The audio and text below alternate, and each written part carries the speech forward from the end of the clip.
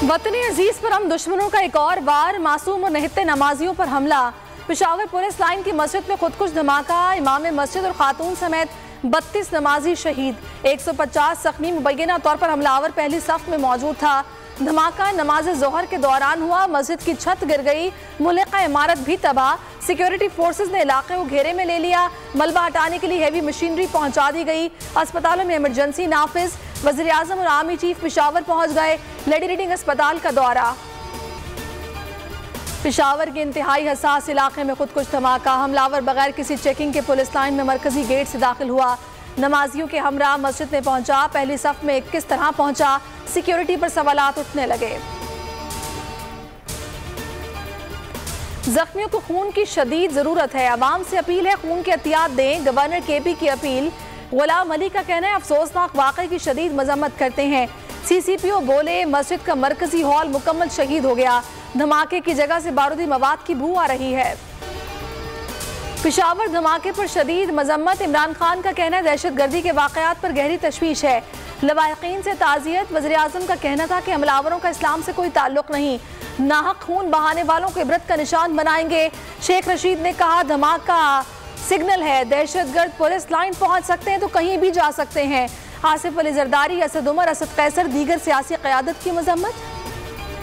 स्वाबी में पुलिस का ऑपरेशन मुकम्मल, 2 दहशतगर्द मारे गए, 1 गिरफ्तार। लाशें नामालूम मकाम पर मुंतकिल, असलहा और दीगर सामान बरामद। पुलिस का ऑपरेशन सुबह से जारी था, एहलकार जख्मी हुआ।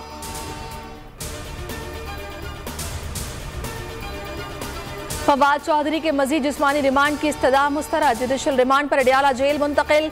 फवाद को आज भी हथकड़ियों में पेश किया गया। जुडिशल मजिस्ट्रेट वकास राजा का हथकड़ियां खोलने का हुक्म। PTI रहनुमा ने कहा 48 घंटे से सड़क पर हूं।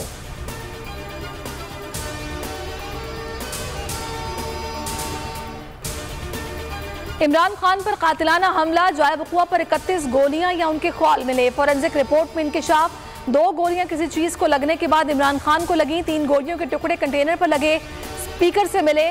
14 खोल सड़क पर, 10 मुलजिम नवीद के घर के करीब से मिले। 4 गोलियां नवीद के पिस्तौल से चलाई गई। लाल हवेली के 7 यूनिट्स डी सील करने की इस्तदा खारिज। लाहौर हाई कोर्ट पिंडी बेंच के जस्टिस मिर्जा वकास रऊफ ने शेख रशीद की दरखास्त निपटा दी। मुतरूका वक्फ इमलाक को 15 दिन में मामला निपटाने की हिदायत। वाज़ेह मौक़िफ़ पेश न करने पर एडमिनिस्ट्रेटर वक्फ इमलाक की सरजनिश।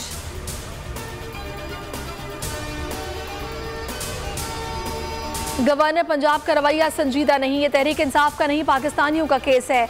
अदलिया जमहूरियत का तहफ़्फ़ुज़ करेगी। इलेक्शन शेड्यूल जारी न करने के खिलाफ दरखास्त में लाहौर हाई कोर्ट के रिमार्क्स। तैयारी के लिए वक्त मांगने पर सख्त इज़हार बरहमी। जस्टिस जवाद हसन ने कहा गवर्नर का नुमाइंदा आए या ना आए, प्रिंसिपल सेक्रेटरी तो यहाँ होना चाहिए था, ये अदालत की तौहीन है। किसी लॉ अफसर ने तैयारी नहीं की। असद उमर बोले वाज़ेह हो चुका, इलेक्शन 90 रोज के अंदर ही होंगे। अली जफर बोले इलेक्शन वक्त पर ना कराए तो आर्टिकल 6 लग सकता है।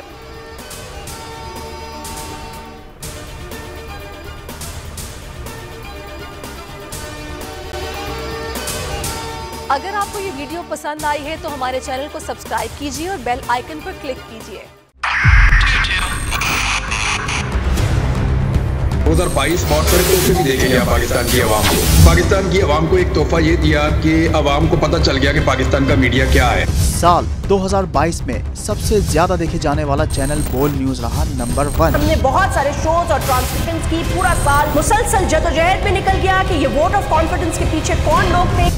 तोड़े रेटिंग के सभी रिकॉर्ड। सोशल मीडिया पर भी सबसे ज्यादा तेजी से 2.4 बिलियन व्यूज का संगे मील अबूर किया। एंकर्स को भी आवाम में सबसे ज्यादा मकबूलियत मिली और सोशल मीडिया पर भी बोल रहा सब पर भारी। सब्सक्राइब करें और बेल दबाएं ताकि कोई खबर रह न जाए।